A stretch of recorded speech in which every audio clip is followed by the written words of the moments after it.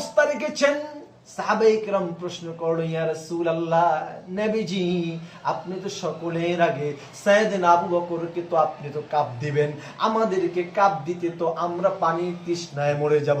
আল্লাহর হাবিব মুহাম্মদ সাল্লাল্লাহু আলাইহি ওয়াসাল্লাম বলল, সাহাবীরা বিষয়টি এরকম নয়, আমি আবু বকরের হাতে কাপ দেওয়ার সঙ্গে সঙ্গে প্রত্যেকটা উম্মতের হাতে কাপ চলে যাবে।